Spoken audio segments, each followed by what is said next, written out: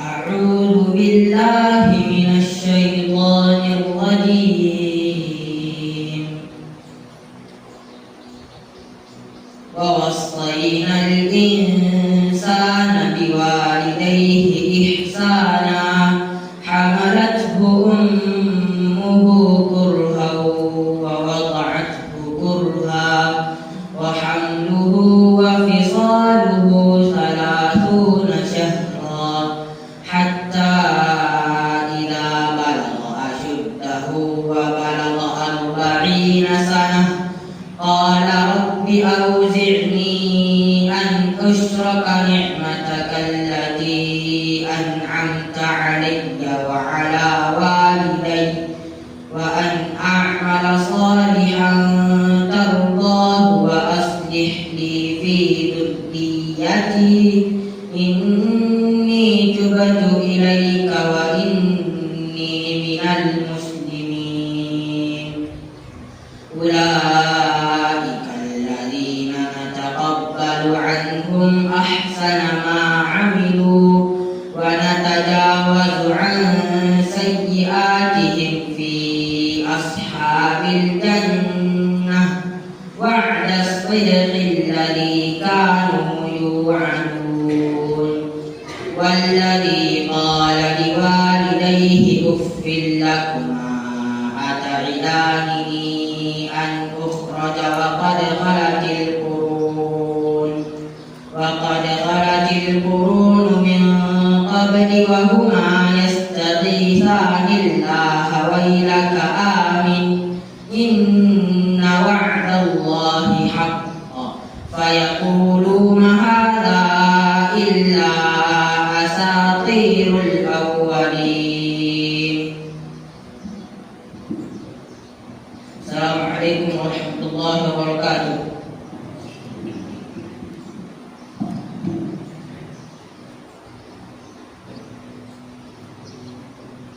Syukuran ala Imam Muhammad Hidayatkan.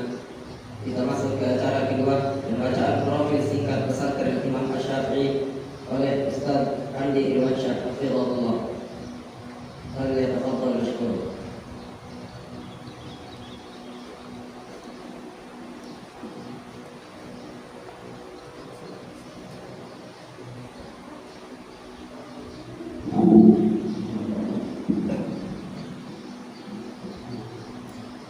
Assalamualaikum warahmatullahi wabarakatuh.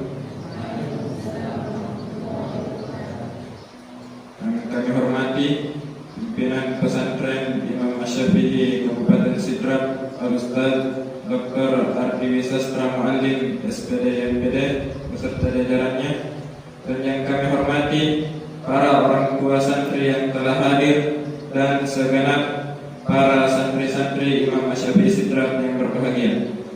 Berikut saya akan membacakan profil singkat pesantren Imam Asy-Syafi'i Kabupaten Sidrap. Pondok pesantren Imam Asy-Syafi'i Kabupaten Sidrap dirintis sejak tahun 2022 di lahan peternakan milik PT Cahaya Mario Sidrap, Puncak Mario, perbatasan Sidrap Ngendrekan.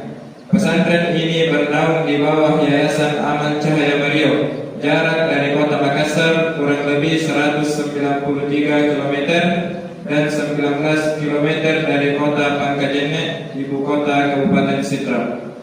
Awalnya pesantren ini merupakan cabang dari pesantren Imam Asy-Syafi'i Kabupaten Ngendrekan. Namun pada bulan Juli 2024 resmi berpisah dan berdiri sendiri. Pesantren ini mengusung pemahaman Ahlus Sunnah wal Jamaah dan menjadikan Al-Quran dan Hadis sebagai pedoman utama. Program unggulannya adalah hafalan Al-Quran dan bahasa Arab. Jenjang pendidikannya adalah setingkat MTS dan MA. Pengasuh pesantren adalah Ustaz Dr. Ardiwi Sastra Muallim MPD. Beliau berlatar belakang pendidikan pesantren Hidayatullah Makassar saat jenjang madrasah aliyah, kemudian melanjutkan ke I'dad Muallimin Al-Irsyad Al-Islamiyah Makassar, kemudian Qisam I'dad Lugawi Lipia Jakarta, kemudian Qisam Takmili Lipia Jakarta, kemudian S1 PAI di Universitas Islam Makassar, kemudian S2 Universitas Muhammadiyah Parepare, kemudian S3 di Universitas Muhammadiyah Parepare. Visi terwujudnya generasi muslim yang beriman, bertakwa, berakhlakul karimah dan berilmu, menjadi lembaga pendidikan Islam yang unggul dalam mencetak kader ulama, ilmuwan dan pimpinan yang berakhlak mulia, menjadi pusat pengembangan ilmu agama. Misi menyelenggarakan pendidikan agama Islam yang komprehensif dan berkualitas, membentuk karakter santri yang soleh, cerdas dan berakhlakul karimah, mengembangkan potensi santri dalam bidang hafalan Al-Quran, ilmu agama, bahasa Arab, dan dilengkapi ilmu pengetahuan umum, menciptakan suasana belajar yang kondusif dan inspiratif, membekali santri dengan keterampilan yang relevan dengan kebutuhan zaman, membangun kemandirian dan jiwa kepemimpinan santri, turut serta dalam membangun masyarakat yang islami dan beradab, menjalin kerjasama dengan berbagai pihak untuk kemajuan pesantren dan umat, dan melestarikan nilai-nilai Islam yang berlandaskan Al-Quran dan As-Sunnah. Dan berikut susunan kepengurusan pesantren Imam Asy-Syafi'i Kabupaten Sidrap. Pengawas Haji Ahmad Abbas, Haji Usman Abbas. Pembina Haji Bahrul Abbas. Kiai dan pimpinan pesantren Ustaz Dr. Ardi Wisastra Muallim SPDI MPD. Sekretaris Ustaz Arman Jamal. Bendahara Umrah Ummu Abdillah. Bagian kesantrian Ustaz Andi Ronsyah. Bagian sarana dan prasarana Andika Abu Nafisa. Dapur umum Asmawati. Bagian kebersihan Abdul Majid. Bagian hubungan masyarakat Baharuddin Abu Toha. Pengajar 1. Ustaz Dr. Ardi Wisastra Muallim SPDI MPD. Alumni Iqtat Muallimin Al-Irsyad Al-Islamiyah Makassar. Alumni Iqtat Lugawi Lipia Jakarta. Alumni Iktisam Takmili Lipia Jakarta. Alumni S1 PAI UM Al-Ghazali Makassar. Alumni S2 PAI UM Parepare. Alumni S3 PAI UM Parepare. 2. Ustaz Arman Jamal, mahasiswa Sofwa University. 3. Ustaz Andi Ronsyah, alumni pesantren Abu Bakar As-Siddiq Wane. 4. Ustaz Muhammad Yusril SAG, alumni STDI Imam Asy-Syafi'i Jember.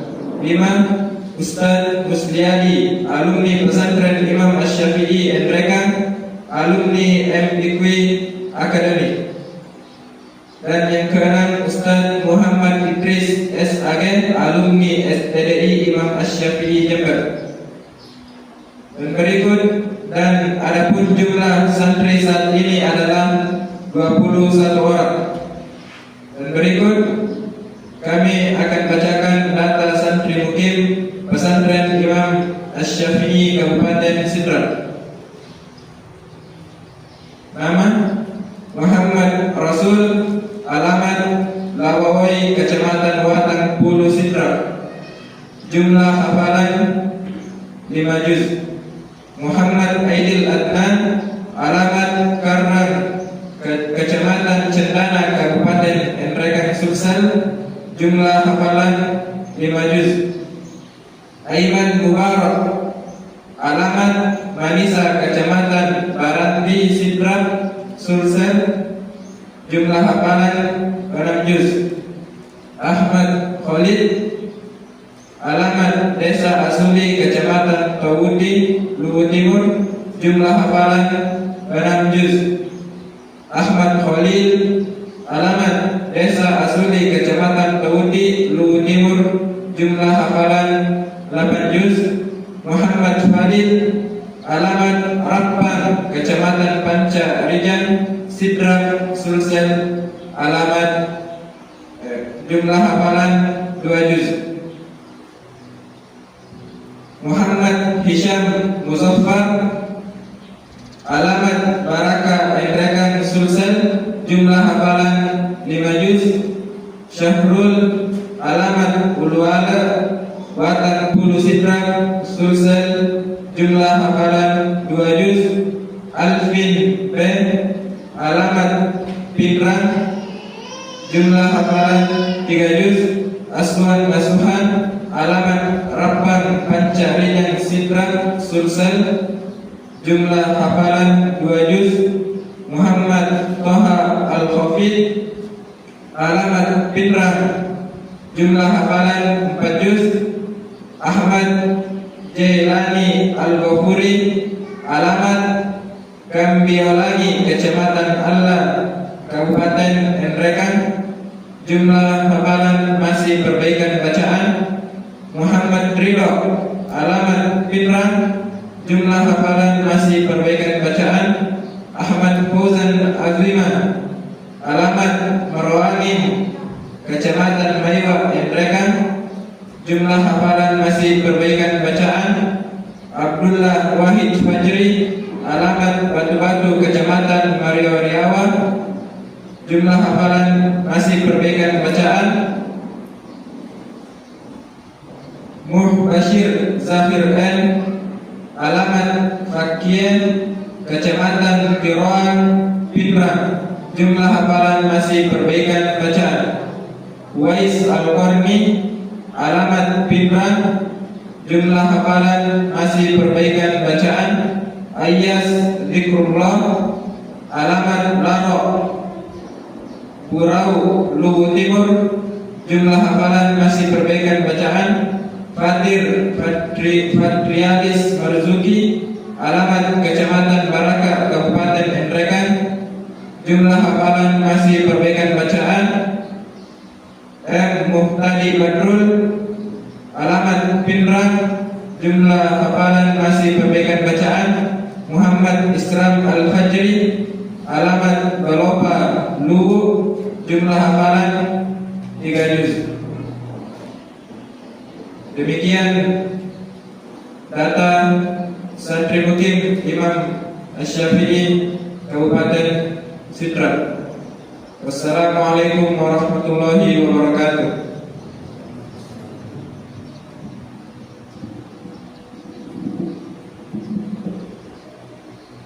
Kemudian acara ketiga, laporan kegiatan harian santri dan tata tertib oleh Ustaz Arman Jamal Hafizahullah Ta'ala. Falyatafaddal mashkura.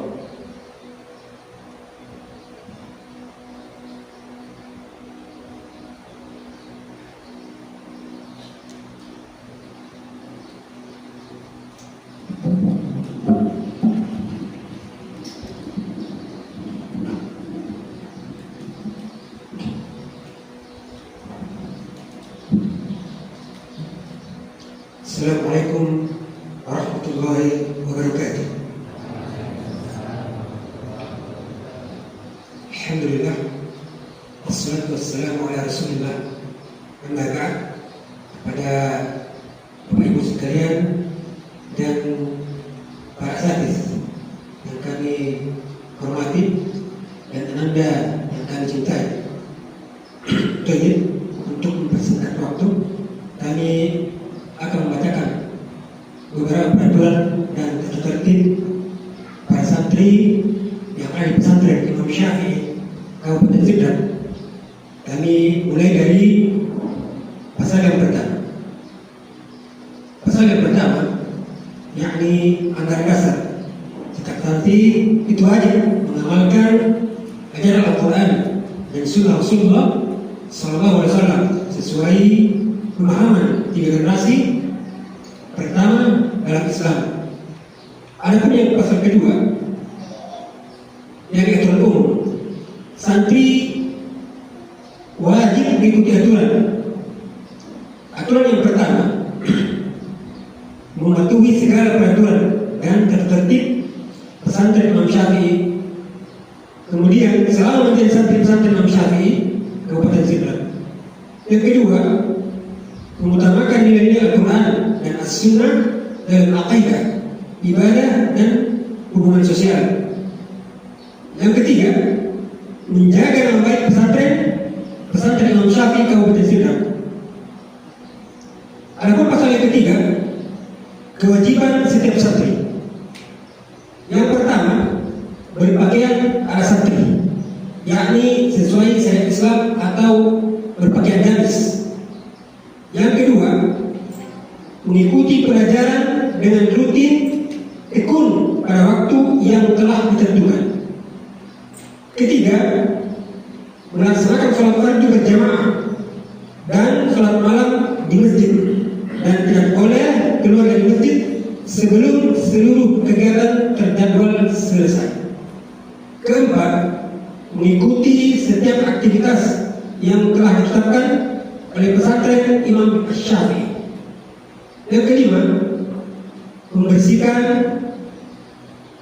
menjaga kebersihan, ketertiban dan keamanan serta keindahan pesantren Imam Syafi'i.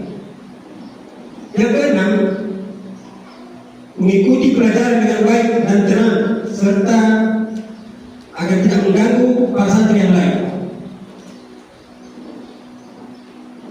Yang ketujuh, tidur malam tepat pada waktu jam 11 malam dan bangun pada jam 3 dini hari. Yang delapan, meninggalkan asrama minimal 10 menit sebelum azan dikumandangkan atau waktu belajar. 9. Membawa surat izin ketika pulang atau kembali dari pesantren. Yang ke-10, panjang rambut bagian atas, yakni di atas kepala, ubun-ubun, itu maksimal 4 cm dan bagian samping tidak boleh botak atau cepak dalam artian gozal.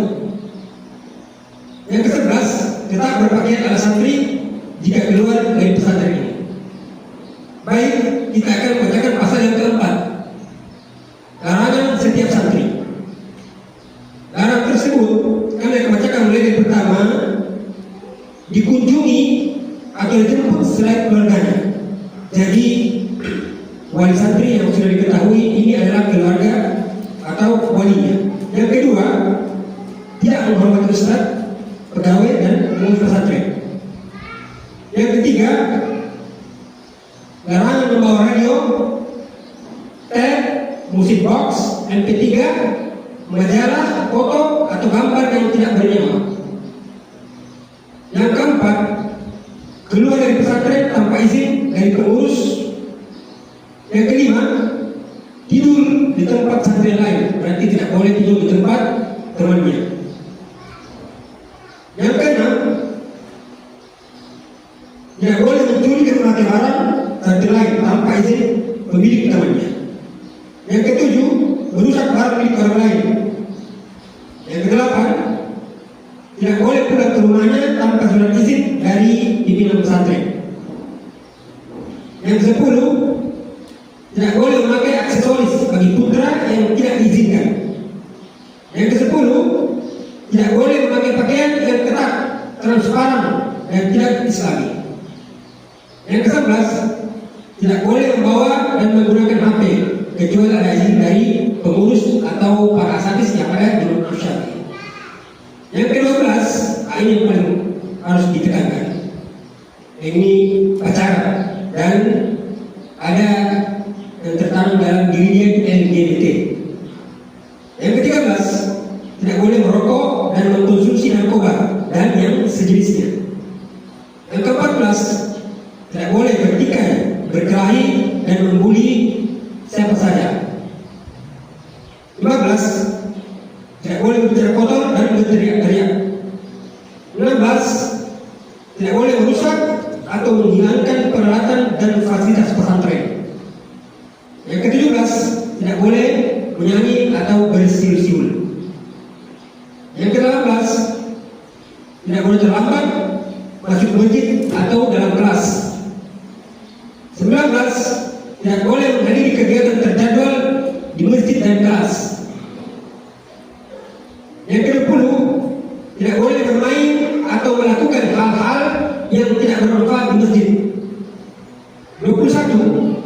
tidak boleh menyimpan makanan atau minuman kemasan di dalam lemarinya. 22. Tidak boleh membeli makanan atau minuman yang merusak kesehatan. 23. Tidak boleh mengganggu penduduk sekitar atau memancing keributan. Yang ke-24, kembali ke pesantren dengan melewati batas waktu libur atau perizinan. Dan yang ke-25, yang lain yang akan ditentukan sesuai keadaan dengan pertimbangan manfaat dan mudaratnya. Baik Bapak Ibu sekalian, saya akan bacakan pasal yang kelima, yakni sanksi-sanksi atas pelanggaran tata tertib. Yang pertama, akan ditakdir atau dikenakan sanksi mendidik sesuai dengan pelanggarannya. Yang kedua, akan dikeluarkan dari pesantren bagi yang sudah melampaui surat peringatan, yakni SP3, atau melakukan pelanggaran berat yang tidak bisa ditolerir lagi. Yang ketiga, akan disesuaikan dengan hasil musyawarah pembina atau kebijakan pimpinan pesantren.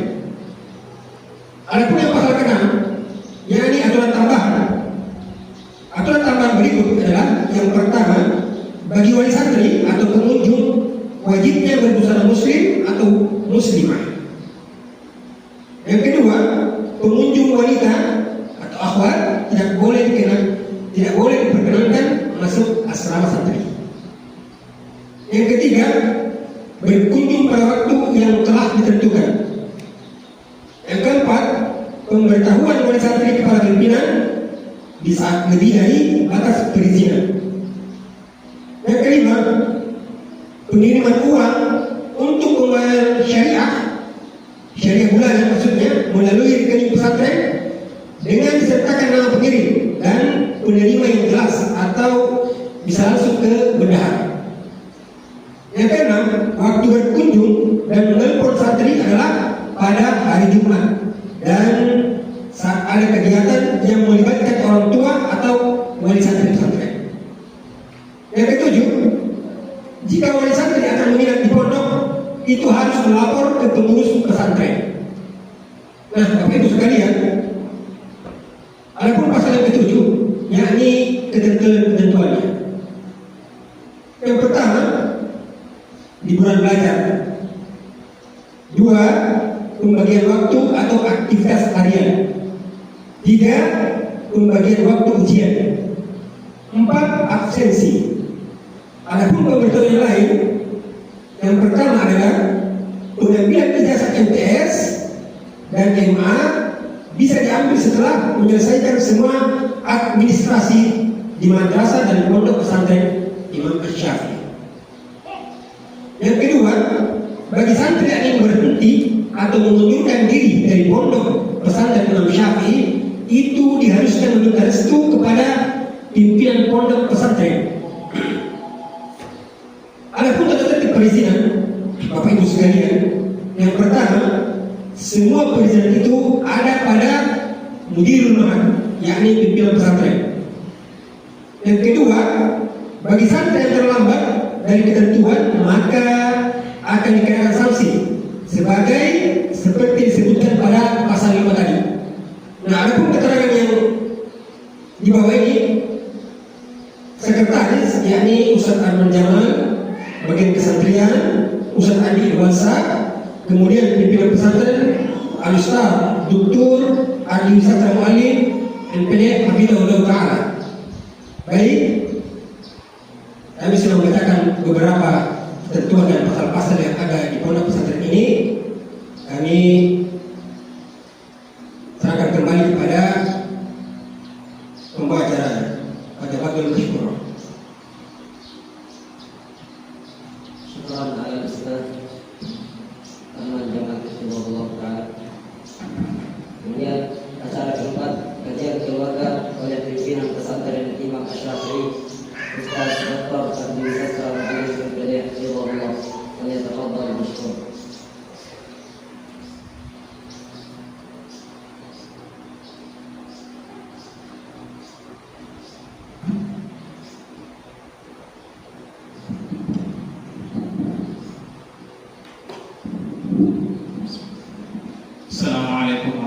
warahmatullahi wabarakatuh. Alhamdulillah, wassalatu wassalamu ala Rasulillah wa ala alihi wa sahbihi wa man tabi'ahum bi ihsan ila yaumil amma ba'd. Bapak Ibu yang semoga dimuliakan Allah Subhanahu wa taala, dan anak-anakku yang kami cintai, kami banggakan, dan kami senantiasa mengharapkan kebaikan dan keberhasilannya baik di dunia maupun di akhirat. Alhamdulillah pada hari ini kita bisa berkumpul di tempat ini, ya meskipun mungkin sebagian besar orang tua tidak hadir, ya karena ada halangan. Akan tetapi ya ini sebagai awal ya dari upaya kita untuk mengusahakan kebaikan untuk anak-anak kita, ya di masa sekarang dan di masa yang akan datang. Bapak Ibu yang dimuliakan oleh Allah Subhanahu wa taala, anak-anak ini adalah kenikmatan yang Allah berikan kepada kita. Ya, bisa kita bayangkan kalau anak-anak kita ini pulang kampung bulan Ramadan, kemudian menjadi imam tarawih, ya, dari sekian banyak anaknya orang di kampung, anak kita yang disuruh imam tarawih. Ya, kemudian tidak sekedar jadi imam, kita dengarkan bacaan yang bagus, ya, bacaan yang menyentuh hati, ya. Maka alangkah bahagianya orang tua yang seperti ini, dan tidak semua orang tua bisa seperti itu. Tidak semua orang tua bisa seperti itu. Di pesantren ini anak-anak kita gilir jadi imam, ya, yang sudah kita angkat baik untuk jadi imam. Kita gilir jadi imam sebagai latihan bagi mereka nanti ketika kembali ke kampung atau kembali ke daerahnya, ya, menjadi dai-dai yang membawa untuk menyebarkan agama Allah Subhanahu wa taala. Nah, seperti yang kita sebutkan tadi, anak-anak ini adalah kenikmatan dari Allah. Maka harus diperlakukan sebagai kenikmatan, ya, dari Allah Subhanahu wa taala. Dikelola seperti apa yang diinginkan oleh Allah Subhanahu wa taala. Kenapa? Karena banyak orang yang tidak menganggap anak-anaknya sebagai kenikmatan yang Allah berikan kepada mereka, sehingga Allah mengubahnya menjadi musibah bagi mereka. Allah mengubah anak-anak itu jadi musibah. Kenapa? Karena orang tuanya tidak menganggapnya sebagai kenikmatan. Anak-anak ini generasi yang kita harapkan nanti memperbaiki kita, baik di pihak maupun di akhirat. Ya, alangkah bangganya bapaknya kalau ada apa-apa, Masya Allah, anaknya sudah jadi, ya, ustaz, sudah jadi imam di masjid fulan, di masjid raya misalnya, bangganya kita. Ya, Masya Allah, anaknya itu anak soleh, ya, taat sama orang tuanya. Ya, kalau bergaul bersama masyarakat, Masya Allah, akhlaknya bagus, kan bangga kita kalau dengar begitu. Tapi coba kalau kita dengarkan, apa itu anaknya, kalau ada itu pasti orang ada semua. Mikir bicara anak. Coba kalau kita bayangkan kalau anak begitu. Apa itu anaknya, tidak sesuai atau baca Quran itu. Coba, bangga dan kita. Gimana perasaan kita sebagai orang tua?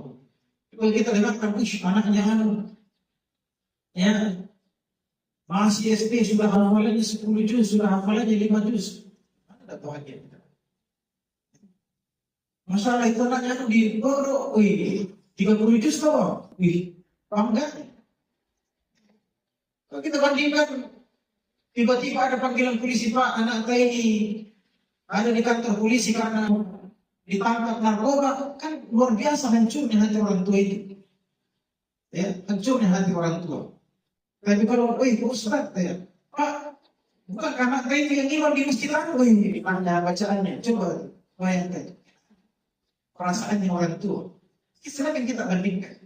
Jadi anak-anak ini kenikmatan yang Allah berikan kepada kita, tidak kita kelola dengan baik, maka mereka akan dijadikan oleh Allah sebagai bencana untuk kita. Bagian pilihan. Dua saja pilihan. Dua saja pilihan. Di rumah anak kita baca Quran, selalu belajar. Dengan anak-anak yang HP terus terpegang main game. Coba anak yang lebih enak. Jangan yang main game terus. Nah, saudara yang dimuliakan oleh Allah Subhanahu wa taala, maka orang tua wajib untuk mengupayakan anaknya menjadi orang yang soleh. Dan saya selalu ulang-ulang, kewajiban mendidik anak itu kewajiban orang tua. Bukan. Kewajibannya orang tua. Kalaupun ada sekolah, ada pesantren, ini cuma membantu kewajiban orang tua. Sekali lagi, cuma membantu kewajiban orang tua. Kewajiban utama orang tua. Allah Subhanahu wa taala berfirman, "A'udzubillahi minasyaitonir rajim. Ya ayyuhalladzina amanu qu anfusakum wa ahlikum nar." Wahai orang-orang yang beriman, jaga dirimu dan keluargamu dari api neraka. Disuruh atuh. Ya, kata para ulama, ajarkan mereka agama. Maka kewajiban pendidikan anak itu ada di tangan orang tua. Sekolah itu hanya membantu saja. Ini tolong dipahami dengan baik.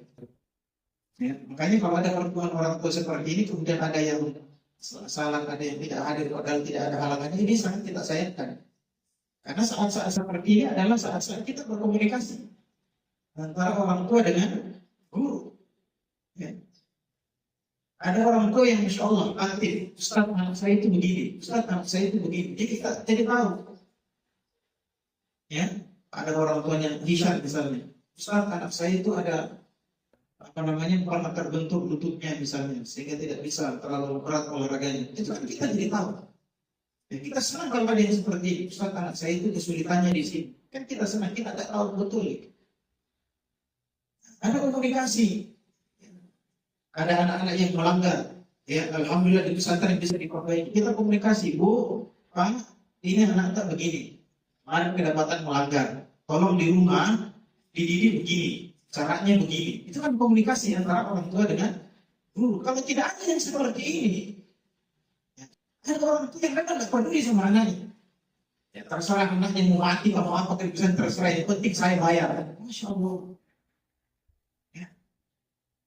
Coba ada orang yang cuma 3 orang anaknya, tidak bisa dia layani 3 orang ini. Dimasukkan ke pesantren, yang pesantren ada ratusan anak-anak. Tapi dia mau ustaznya di pesantren mendidik anaknya lebih bagus daripada dia. Karena di rumah saja mendidik 3 orang anak tidak bisa. Dia mau ustaznya harus begini. Kalau ada komplain, Ustaz kenapa anakku begini? Ustaz ini tidak perhatian ya sama anak saya. Masya Allah. Kalau Ustaz juga punya keluarga sendiri, ya, harus ada me time-nya dengan keluarga dan sebagainya. Jadi harus terjalin komunikasi antara ya, sekolah, pesantren dengan orang tua.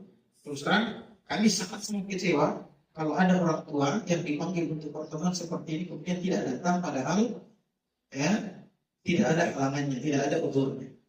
Ya, sekedar daya kesempatan kenapa padahal bisa seperti disempatkan. Ya, dan kami menganggap ini sebagai ya tidak kepedulian atau kurangnya kepedulian terhadap anak. Anak TJE, makanya saya tadi chat, kami sudah berupaya untuk melakukan segala upaya dan sesuai dengan kemampuan kami untuk memperbaiki anak-anak. Sekarang Anda tunjukkan kalau kita apa usaha. Jangan sekedar dibawa anaknya ke sini kemudian dilepas begitu saja. Terus nanti anaknya berhasil diambil. Nah, kemarin ada begitu. Ya, anaknya Masya Allah nakal. Di masjid itu selalu lari-lari, sudah besar.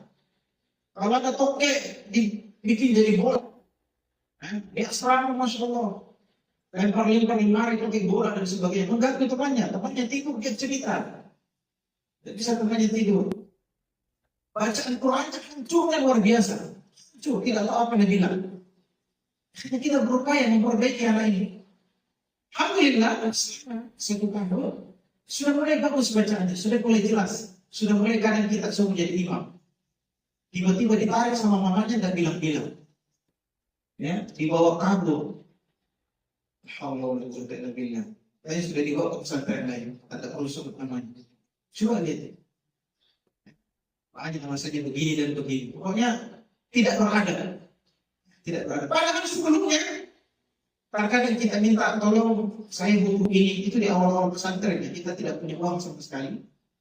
Ya, dan Masya Allah kita tidak main-main ya. Silakan Anda cek kasurnya anak-anak di asrama itu. Kalau Anda bandingkan, saya kemarin ada produknya anak saya di Maros, itu pembayaran masuknya 20 juta. Bayaran masuknya 20 juta. Bulanannya itu 1.800.000. Kasurnya lebih bagus kasur kita. Mejanya lebih bagus mejanya kita itu harganya 100.000. Ya, kita punya kasur anak-anak ini kita belikan di Makassar kemarin itu 575 harganya satu. 575.000 satu. Ya. Saya lihat di pondoknya anak saya itu, oh ini lebih modern kita punya kasur daripada mereka. Ya, kita dari besi, mereka dari kayu. Ya, maksudnya kita tidak main-main ini. Menangani anak-anak kita di sini. Ya. Dan saya sudah bilang sama para ustadz dan pembina bahwa kita akan menjadi sini. Ya, kegagalan kami bukan kalau anak-anak itu tidak bisa memanfaatkan kita tetap, tapi kegagalan kami kalau anak-anak itu kurang ajar sama orang tuanya. Ya, anak-anak tidak tahu salam sama orang Islam yang dia temui. Ini kegagalan kami. Ya, maka saya minta kepada para pembina dan para ustadz kita betul-betul tangani anak ini sesuai dengan sesuai dengan hati nurani. Bapak Ibu yang dimuliakan oleh Allah Subhanahu wa taala. Anak-anak ini ujian bagi kita. Suatu ketika Hasan dan Husain, cucunya Nabi Sallallahu Alaihi Wasallam, ya itu datang lari menuju Nabi Sallallahu Alaihi Wasallam. Ingin Nabi peluk karena dia lari datang kepada Nabi Sallallahu Alaihi Wasallam. Setelah Nabi peluk, kemudian Nabi bilang, "Qala innal walad mabkhalatun wa majbanatun." Kata Rasulullah SAW, sesungguhnya anak itu betul-betul mabkhalah. Mabkhalah itu bikin orang tuanya menjadi sekte. Maksudnya apa? Saking sayangnya orang tuanya sama anak, sehingga yang dipikirkan bagaimana sekolahnya anakku, apa pola makan anakku, sehingga dia mau sedekah, ayo nanti dia akan terima mantu anakku, dia akan pakai majikan mantu anakku, akhirnya dia jadi sekte. Ini bukan anjuran ya, tidak. Tapi kata para ulama, saking cintanya seorang orang tua kepada anaknya, sehingga dia seperti ini. Wama juga takut. Dan anak-anak ini menjadikan orang tuanya sebagai pengecut. Ya. Dulu ketika dia belum menikah, ketika dia belum punya anak, orang tuanya berarti maju di medan perang, bahkan di garda terdepan di medan perang. Setelah punya anak, mati orang tuanya. Mati. Kalau mati, kalau mati, tidak pandai anakku. Padahal engkau untuk pengelola. Ada yang kasih makan. Ada yang kasih makan. Tapi karena saking sayangnya sama anaknya sampai dia seperti itu. Ini sifat dasar seorang tua.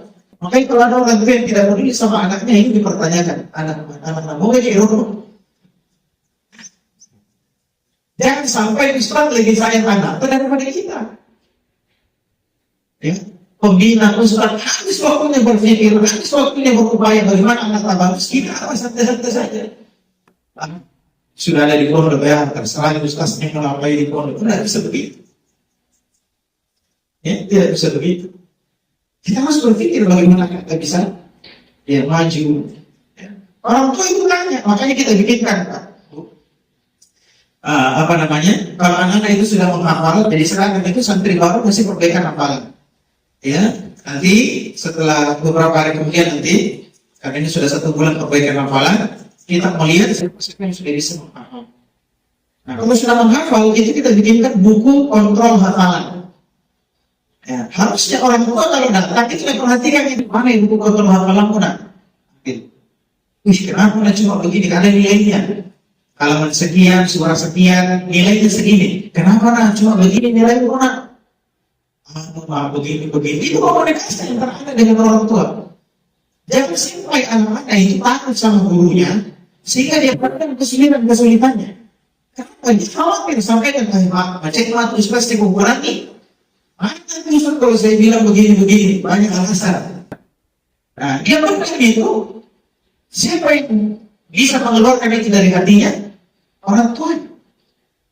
Bagaimana kita satu-satu kepalanya, magamuji bro, apalah mulai, mah keluar terbuka hati. Kenapa? Karena orang tuanya berbahasa dari bahasa hati.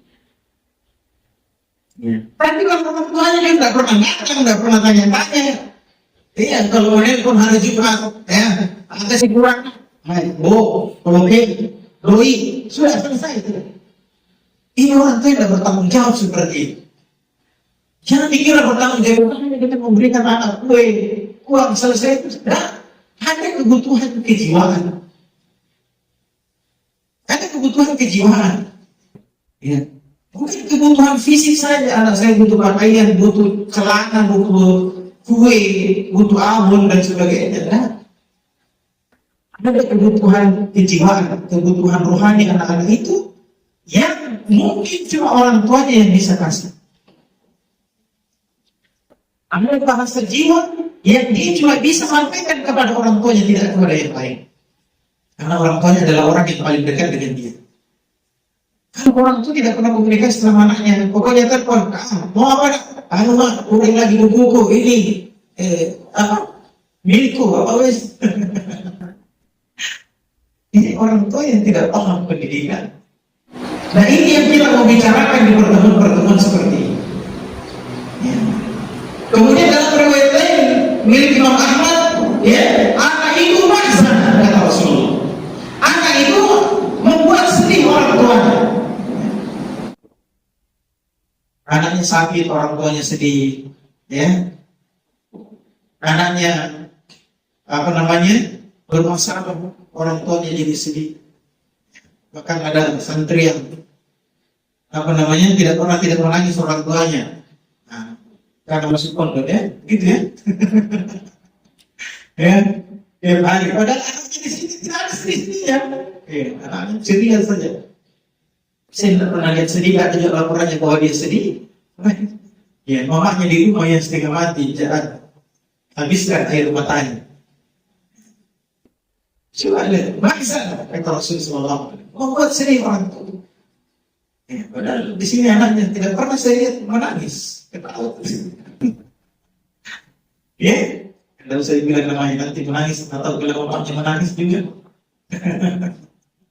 Masa kata Rasulullah SAW, bukan hal orang anak-anak itu membuat orang tuanya menjadi bodoh. Kenapa? Ya, kata para ulama, sebagian kasus gara-gara mau carikan uang untuk anaknya, apa sekolah yang anaknya, dia mau sekolahkan anaknya, dan sekolah itu butuh biaya. Ya, sekolah itu butuh biaya. Jangan dibilang pendidikan gratis, tidak ada pendidikan gratis.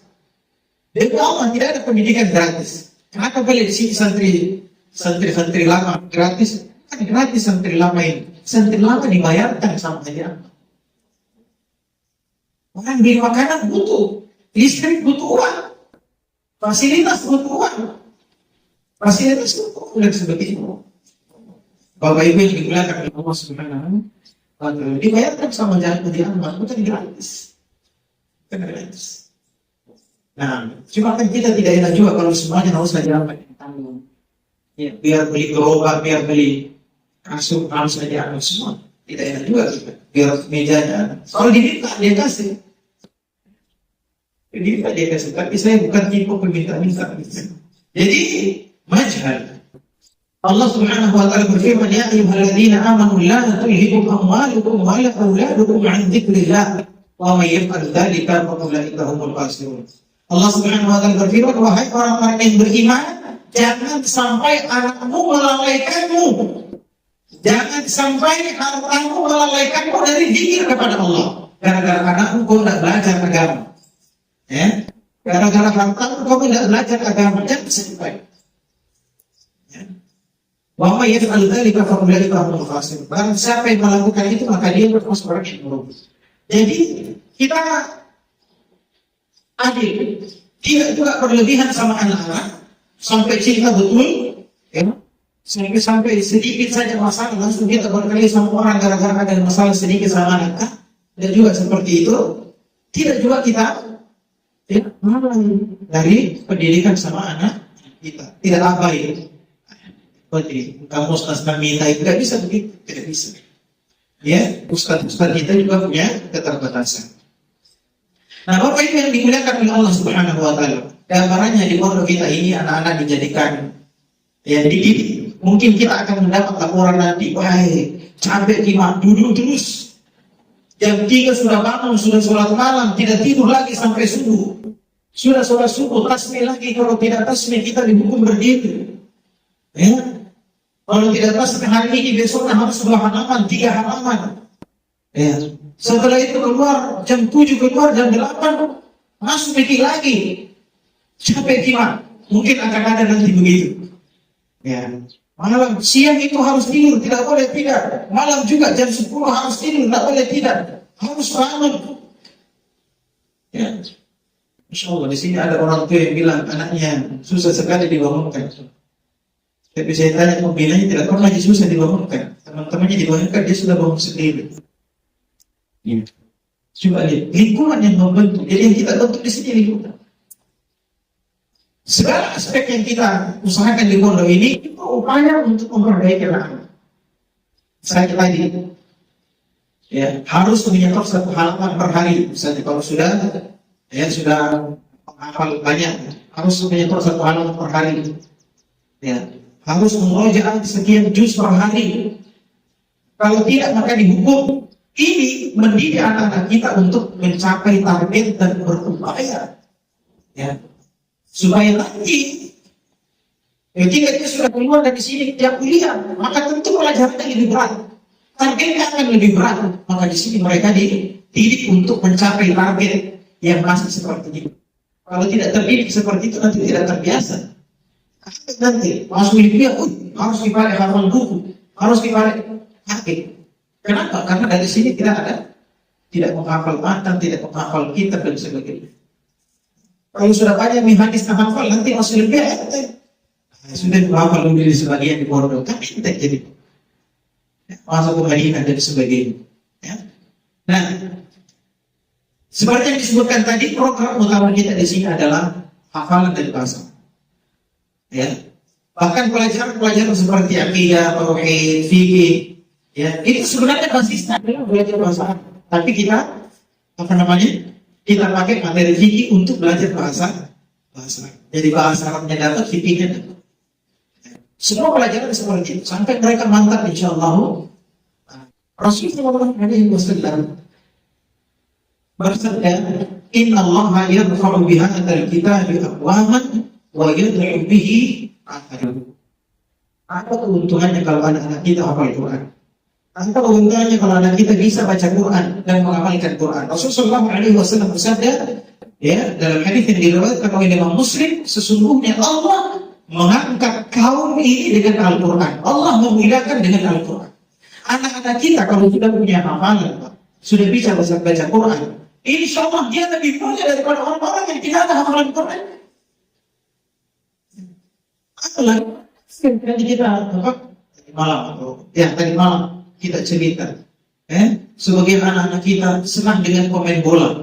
Ada yang bilang pemain bola dia suka Lamine Yamal karena dia takut bilang Ronaldo. Nah, Ronaldo jelas tahu ini orang kafir tak boleh kita kabur. Maka Lamine Yamal mau. Kita bukan apa? Daripada Ronaldo, daripada Messi. Lebih hebat kan mereka. Allah mengatakan kuliahnya usyari lagi. Mereka itu adalah seburuk-buruk makhluk Allah di muka bumi. Kenapa? Karena mereka kafir. Ini dari dalam Al-Quran dibawa ke mana-mana. Mulia. Allah mengangkat kaum ini dengan Al-Quran. Dan Allah menghinakan sebagian yang lain karena Al-Quran. Anak-anak kita Pak dimuliakan di sini, diangkat. Ya. Makanya kemarin di dapur itu mereka makannya di sana. Di dapur itu gabung-gabung dengan sebagian orang Nasrani. Nah, mereka disuruh cuci piring, termasuk piringnya orang Kristen tadi. Saya katakan tidak boleh begini. Anak-anak ini mulia. Anak-anak ini mulia. Tidak boleh direndahkan, tidak boleh dihinakan. Meskipun hanya cuci piringnya orang Kristen 1-2 saja. Tidak boleh. Maka kita belikan rantang. Akhirnya mereka dipisahkan sesuai dengan yang disetujui oleh Pak Haji. Ya. Bapak Ibu yang dimuliakan oleh Allah Subhanahu wa taala, manfaatnya untuk orang tua. Manfaatnya untuk orang tua banyak. Ya, dalam sebuah hadis disebutkan apa? Untuk anak-anak yang membaca Al-Quran dan mengamalkan Al-Quran nanti di akhirat, ya, dia pakaikan orang tuanya mahkota dari cahaya. Yang kata Rasulullah SAW, cahaya itu ya lebih terang daripada matahari. Bayangkan nanti banyak orang dihinakan di hari ketika Allah marah, tidak pernah Allah marah lebih marah daripada itu. Kemudian kita karena anak-anak hafal Quran, kemudian kita dipakaikan mahkota. Ibu-ibu sekalian yang dimuliakan oleh Allah, siapa yang tidak mau? Kemudian dalam Al-Quran Allah Subhanahu wa taala berfirman, "Walladzina amanu wattaba'athum dzurriyyatuhum biimanin alhaqna bihim dzurriyyatuhum wa ma alatnahum min 'amalihim min syai', kullu imrin bima kasaba rahim." Allah Subhanahu wa taala berfirman, dan orang-orang beriman, orang-orang beriman dan generasi yang keturunannya mengikuti mereka dalam keimanan. Ya, alhaqna bihim dzurriyyatuhum. Apa yang Allah janjikan? Nanti keturunannya itu diikutkan dengan mereka. Maksudnya apa? Nanti di surga. Ya. Nanti di surga. Seorang bapak masuk ke dalam surga yang tinggi sekali. Bapak masuk ke dalam surga yang tinggi sekali. Anaknya, karena dia beriman, dia masuk surga yang paling bawah. Tapi karena bapaknya ada di surga yang di atas, maka Allah mengikutkan anaknya ikut ke bapaknya dengan syarat sama-sama beriman. Sama-sama masuk surga. Kalau nggak beriman bapaknya ya tidak bisa. Dan tanpa masalah kita zuriyah keturunan ini tidak mesti keturunan ke bawah, termasuk ke atas. Maksudnya begini, kalau ada anak-anak masuk surga yang tertinggi, dan salah satu syarat mendapat surga yang tertinggi apa? Banyak masalahnya. Rasulullah sallallahu alaihi wasallam bersabda, "Yuqal li sahibil Qur'an, iqra warattil kama kunta turattil fid dunya, fa inna manzilataka 'inda akhir ayatin atau taqra biha." Kata Rasulullah sallallahu alaihi wasallam, nanti di akhir orang itu disuruh baca Quran. Baca Quran. Baca Quran dengan rapi, dengan tajwid yang bagus, seperti kamu pernah baca di dunia. Ya. Kenapa? Karena tempatmu dia di surga sesuai dengan ayat terakhir yang kamu baca. Kalau anak kita hafal 30 juz, ya 6.000 ayat lebih atau 7.000 ayat sekitar itu, ya berarti apa? Di tingkat keberapa? Kalau menurut hadis tadi ini kata para ulama, ya tingkatan surga itu sesuai dengan tingkatan ayat. Di tingkatan yang ke-7.000 misalnya, di sini kita paling bawah. Kenapa? Walau haji kita hafal di bawah. Tapi kita masuk surga iman. Bapaknya mamanya kenapa? Dia ikut sama anak. Ini namanya dikumpulkan di surga. Kira-kira begitu. Tapi kalau anak kamu hafal, kemudian anak jadi ustaz mulai, ya dia kira kok ya anaknya apa itu? Dan capek gitu anak dikasih begitu. Ini namanya tidak mendukung. Ya, lagi didukung. Makanya saya bilang tadi jangan sampai ustaz lebih sayang sama anak daripada kita sendiri. Ya kan? Jangan sampai. Bapak Ibu dimuliakan oleh Allah Subhanahu wa taala. Di bawah ayat atas. Nah, oleh karenanya itu Bapak Ibu yang dimuliakan oleh Allah, sekali lagi bahwa ya kewajiban untuk mendidik anak. Wajib ya, orang tua yang tidak mendidik anak itu berdosa. Wajib itu kalau diamalkan kita berpahala, kalau tidak diamalkan berdosa. Wajib orang tua yang tidak peduli dengan pendidikan agama anaknya dia berdosa. Ya. Maka kita ingatkan sekali lagi bahwa kewajiban mendidik anak itu kewajiban orang tua. Pondok hanya membantu. Maka kalau kita sudah taruh anak di pondok, ya bantu bikin juga pondok. Melaksanakan kewajiban. langsung membayar. Ya, bagi yang sudah membayar, ya janganlah ditunda-tunda. Ya. Bulan ini kita banyak sekali pengeluaran. Ada syekh yang mau datang, ya. Kemudian ini saja sound system kita beli kemarin itu 3,8. Ya, bisa ada tambahannya. Itu baru satu item untuk bulan ini. Ya. Jadi kami mohon ini semua demi kebaikannya Ananta, ya. Ini semua demi keberhasilannya Ananta, demi kualitasnya Ananta. Maka ya laksanakanlah kewajiban kita, karena insya Allah pasti di akhir kita ditanya oleh Allah Subhanahu wa Ta'ala. Baik, bicara selanjutnya apa saja itu coba dibacakan langsung saja, saya tidak perlu duduk. Cara kelima, diskusi orang tua dan pembina santri. Ya, diskusi orang tua dan pembina. Kurang kursi satu. Kita tentu duduk di bawah. Ya, karena kurang kursinya Ustaz Arman saja sih. Boleh. Kita berikan kursi satu untuk Ustaz Irwan.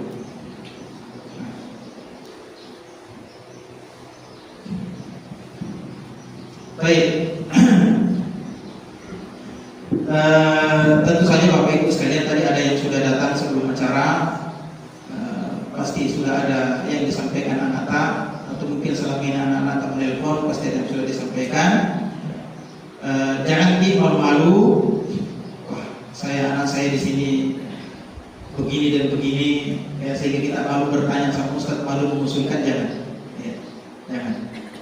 Maka kita persilahkan kalau ada yang mau dipertanyakan, ya, mungkin terkait dengan aturan-aturan yang sudah dibacakan tadi, atau apa-apa yang dikeluhkan oleh anak-anak tak, ya, ketika menelpon atau apa, silakan disampaikan. Ya, insyaallah kalau saya tidak tahu, ada Ustaz Irwan, ada Ustaz Ahmad juga. Yang paling banyak waktunya dengan anak-anak itu Ustaz Irwan sebenarnya. Ya, Ustaz Irwan, karena Ustaz Irwan di asrama. Ya. Nah, fadhal Ustaz Irwan. Fadhal. Ya, silakan Pak. Nah, ayo tidak apa-apa, bicara aja. Ada? Tidak ada, pasrah gitu ya. Silakan. Abu Bajir mungkin ya, mau bertanya bagaimana anaknya di sini. Baik, silakan. Atau mungkin ada mau disampaikan Ustaz Irwan tentang santri.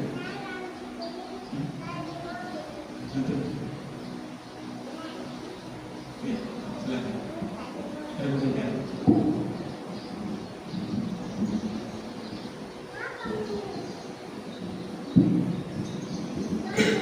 Baik. Assalamualaikum warahmatullahi wabarakatuh. Mungkin sedikit dari kami bahwasanya jika nanti ada hari libur, kemudian anaknya dibawa ke rumah, tolong dibantu agar hafalannya tetap terjaga.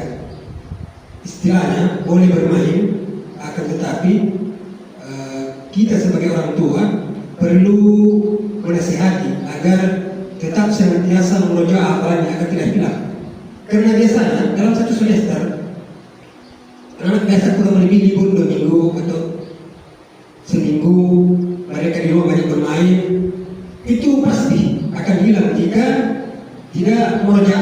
Maka dari kami para asas di sini memohon agar sangat kepada Bapak Ibu sekalian agar jika nantinya mereka dibawa pulang untuk berlibur beberapa hari, maka tolong nasihati agar tetap menjaga hafalannya agar tidak hilang. Jadi pada saat dia masuk, dia tidak keblinger, tidak hilang beberapa kalimat. Itu biasanya begitu terjadi. Mungkin itu saja yang kami sampaikan. Kita kembali kepada Ustaz.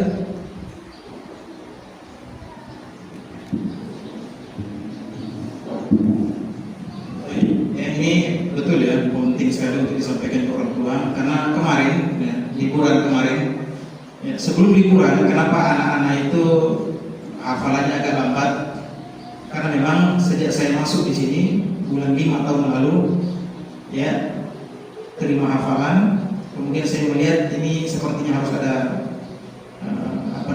restorasi, harus ada perubahan kembali.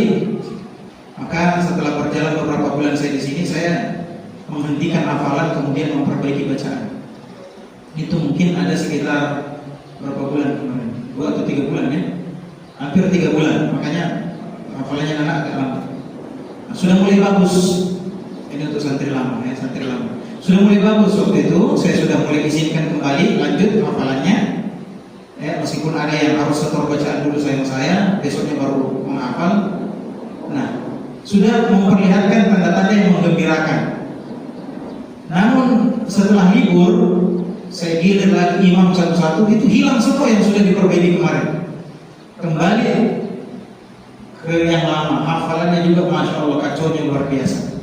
Ya, dan Bapak Ibu sekalian, sekali lagi saya ingatkan, dan ini saya tidak tidak henti-hentinya mengingatkan bahwa game, film itu merusak hafalan. Game, film merusak hafalan. Kenapa game bisa merusak hafalan? Karena game itu Bapak Ibu sekalian yang dimuliakan oleh Allah, game itu meminta orang untuk yang bermain game untuk fokus di game. Jadi seluruh fokusnya itu ke game, sehingga tidak ada lagi fokus untuk yang lain. Ya, mungkin kita sering lihat di media sosial anak-anak itu sudah begini-begini tangannya, biar tidak pegang HP, ya kan? Banyak kan yang masuk rumah sakit jiwa, ya gara-gara game. Ada yang begini-begini. Kenapa? Karena fokusnya sudah ke game. Dia mau sholat, dia mau apa, pasti ke game itu pikirannya. Sehingga game ini tidak diharamkan, ya setengah jam atau 10 menit, 20 menit boleh lah, 1 hari atau 2 hari boleh.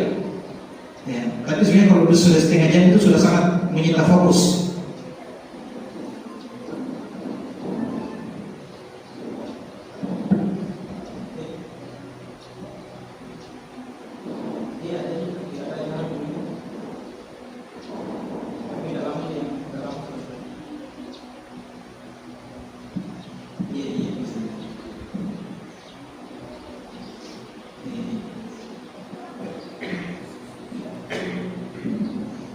Ya, jadi merusak sekali game ini, merusak sekali.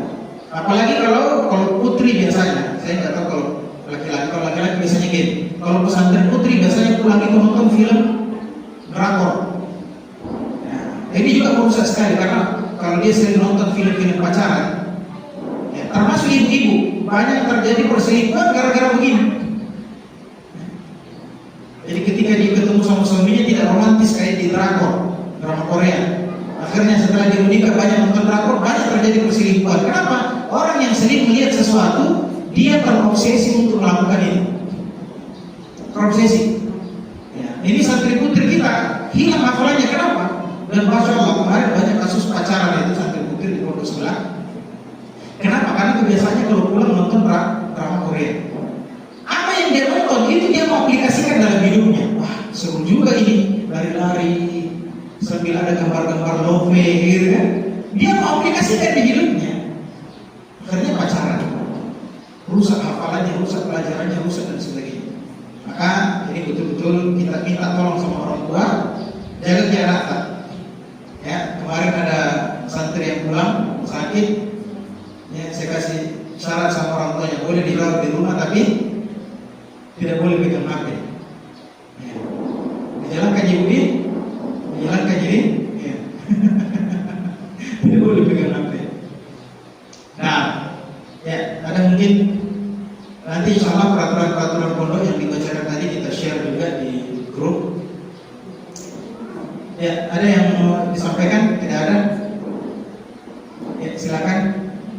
Nah, kalau tidak ada kita ada ya. Tidak ada. Oh, ya. Kalau tidak ada, ya kita akhiri. Semoga pertemuan kita hari ini ya diberkahi oleh Allah Subhanahu wa taala, dan terakhir kali jangan kita lupakan anak-anak kita di setiap waktu sujud tak, setiap hari tak, karena doa yang paling manjur adalah doanya kedua orang tua. Nah, subhanallah wa bihamdik, asyhadu an la